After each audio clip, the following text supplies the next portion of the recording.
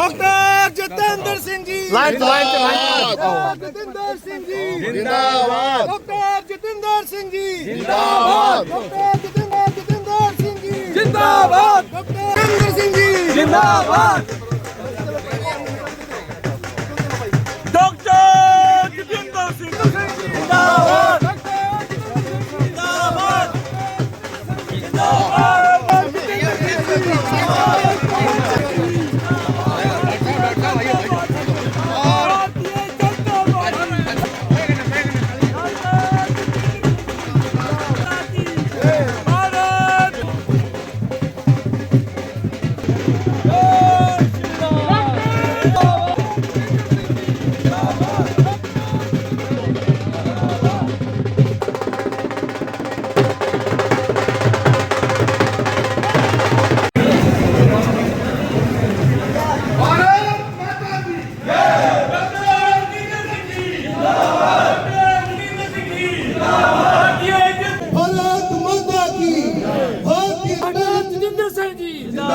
Doctor Jitendra Singh ji Narendra भाई मोदी जी नरेंद्र भाई जितेंद्र सिंह जी नरेंद्र मोदी जिंदाबाद।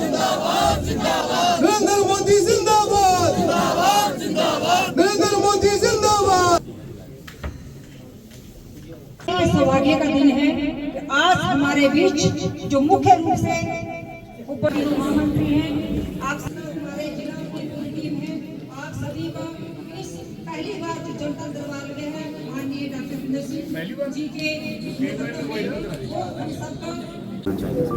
नहीं, वैसे तो आपने देखा होगा कि गत 2-3 वर्षों में हमने एक ये परंपरा शुरू की है, एक क्रम जगह जगह पर जनता दरबार लगाने का, और इस सिलसिले में हम ज़िला स्तर पर भी बैठे हैं, ब्लॉक स्तर पर भी, पंचायत तक, हाल ही में सीमा रेखा के पार भी इस प्रकार का दरबार लगाया गया। तो आज ये सभी साथियों का सुझाव था कि हम कठुआ स्थित बीजेपी कार्यालय के परिसर में ही इस प्रकार के दरबार का आयोजन किया जाए, ताकि हमारे अपने जो कार्यकर्ता हैं, हमारे जो अपने पदाधिकारी हैं, उनको भी अवसर रहे कि वो अपनी अपनी बात रख सके, अपने अपने क्षेत्र के लोगों को जिनके वो प्रतिनिधित्व करते हैं उनको ला सके। तो उसी सिलसिले में आज हम यहाँ बैठे हैं। हमारे साथ यहाँ हमारी अध्यक्ष उपदेश जी हैं, हमारे ज़िला परिषद के अध्यक्ष कर्नल साहब, उपाध्यक्ष बबलू जी, प्रेमराज जी, एमएलए साहब, डॉक्टर साहब, और बाकी हमारे सारे के सारे वरिष्ठ नेता इस ज़िला के हैं। और प्रशासनिक तौर पर ये कठुआ ज़िला है, लेकिन संगठनात्मक दृष्टि से कठुआ में 2 ज़िलों की रचना की गई है। जो पहाड़ी ज़िला जिसमें बसोली और बिलावर भी शामिल हैं, उसके भी हमारे कुछ प्रतिनिधि यहाँ पर शामिल हैं। ये क्रम इस भावना से शुरू किया गया था कि बहुत सारे ऐसे विषय रहते हैं, क्योंकि इसके ठीक इसके बाद हमारी एक बैठक ज़िला प्रशासन के साथ रहेगी। तो अलग अलग रूप में इस प्रकार के आयोजन किए जाते हैं। कभी कभी ज़िला के अधिकारी, अधिकतर जो हमारे बाहर दरबार रहते हैं फील्ड में, उसमें हमारे डीसी साहब और अन्य उच्च अधिकारी साथ बैठते हैं, पुलिस के भी। चूँकि ये बीजेपी कार्यालय में है तो शायद उनका बैठना इस प्रकार से मुनासिब ना रहता, लेकिन इसके तुरंत बाद एक बैठक हमारी जिला प्रशासन के साथ होगी, डीसी साहब के परिसर में। जो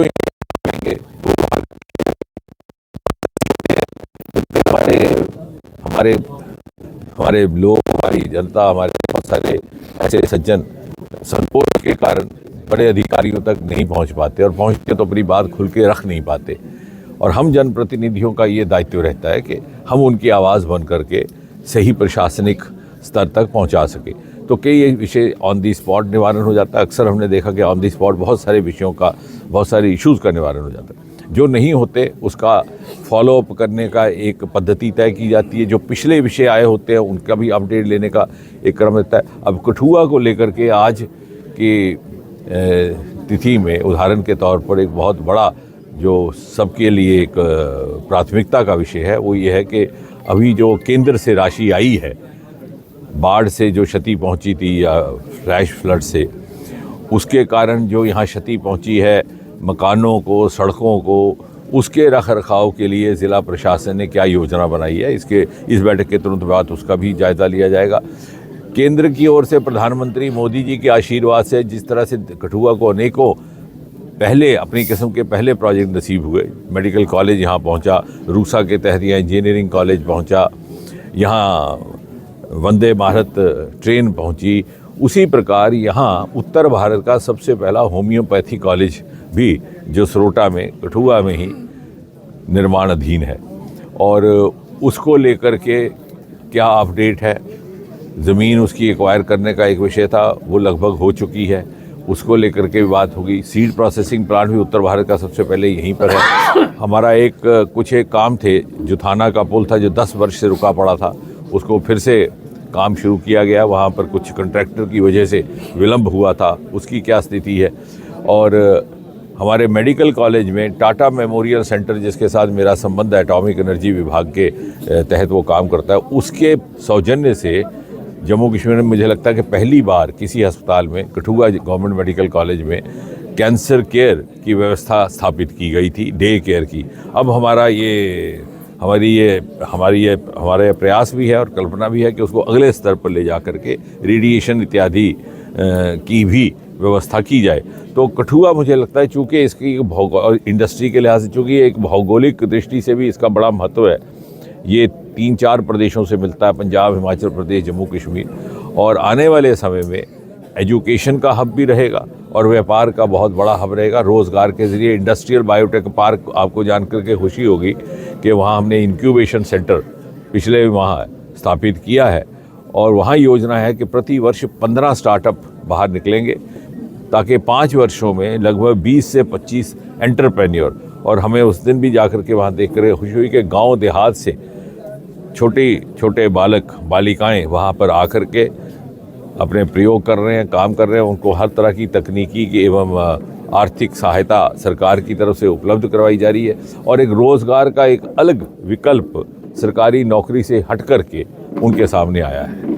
डॉक्टर साहब, जिस तरह से जो एलोकेशन की गई है सेंटर की तरफ से, आपने बताया यही आज की समय में मुख्य समस्याएं हैं, लोगों को सड़कों की, घरों की जो टूटा है, क्या देखते हैं कितनी ज़्यादा सहायक सिद्ध होगी केंद्र की? नहीं, निश्चय ही सहायक होगी। और मैं ये भी आश्वस्त करवा दूं कि जिस भाव के साथ प्रधानमंत्री मोदी जी ने ये राशि उपलब्ध करवाई है, क्योंकि आपको याद होगा कि ज्यों ही बाढ़ आई थी, प्रधानमंत्री जी उस दिन पंजाब के दौरे पर निकले, और तुरंत दिल्ली पहुंचने के बाद उन्होंने हिदायत जारी की कि ये जो सीमा का क्षेत्र है, अंतर्राष्ट्रीय सीमा का, इसके दोनों तरफ, क्योंकि ज़्यादा क्षति पहुंची थी उस तरफ सुजानपुर और पठानकोट की तरफ, और इस तरफ हमारे कठुआ की तरफ, तो इन्हीं क्षेत्रों पर विशेष तवज्जो दी जाए।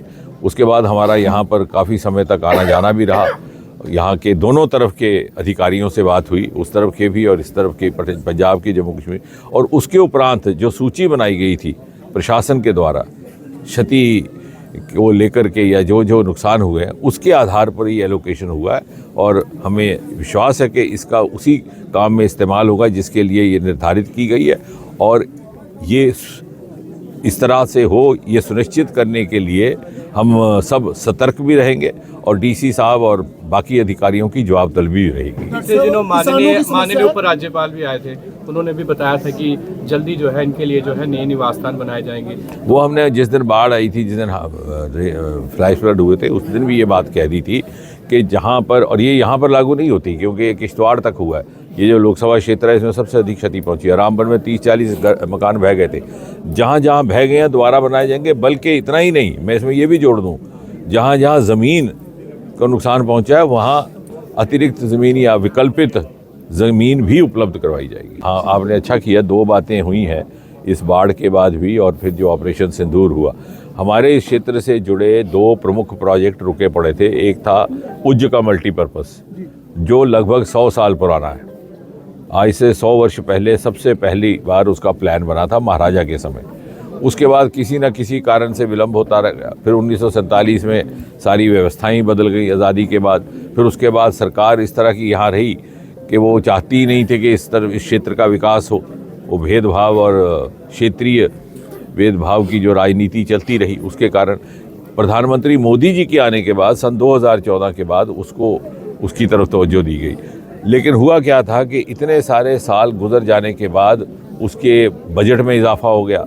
फिर बजट के इजाफे की जब पूर्ति करने का प्रयास किया गया तो दूसरा ये प्रश्न आया कि जो उसका सरप्लस वाटर होगा, क्योंकि 3 दरिया हमारे हिस्से में आए थे, रावी, सतलुज और ब्यास, और चिनाब, झेलम और सिंधु दूसरी तरफ। अब तो ट्रीटी भी रद्द कर दी गई है। तो रावी का के साथ ही, रावी से ये फीड होता था ये दरिया भी, और रावी के ऊपर था शाहपुर कंडी। तो शाहपुर कंडी के ना बनने की वजह से सारा का सारा पानी हमारे हिस्से का पाकिस्तान जा रहा था। अब वो भी निर्माणाधीन था और अब आज मुकम्मल हो गया, उसका लास्ट फेज़ भी तैयार हो गया। तो एक तो ये सबके लिए बधाई की बात है। दूसरा जो हमारा अउज मल्टीपर्पज़ था, इससे हमारे सारे के क्षेत्र को कई 100 एकड़, लगभग कई हज़ार एकड़ हेक्टर जगह की सिंचाई की संभावनाएं थी। अब जब ये बजट की पूर्ति का भी काम हो गया तो ये सवाल आया कि जो अतिरिक्त पानी है वो अगर पाकिस्तान जाएगा हमारी खपत के बाद, तो उसको कैसे रोका जाए। अब उसके लिए भी कुछ एक विचार करके विकल्प ढूंढे गए। एक शायद कैनाल सिस्टम बनाया जाए ताकि जो अतिरिक्त पानी है हमारे हिस्से का पानी, क्योंकि 70 साल तो हमारे हिस्से का भी वहाँ जाता रहा, अब हमारे हिस्से का पानी पाकिस्तान जा कर के या कहीं और ना जा कर के कैनाल के रास्ते से, नहर के रास्ते से हरियाणा, राजस्थान, हमारे ही राज्यों में उसकी खपत रहे, अगर हो सके तो जम्मू कश्मीर में ही।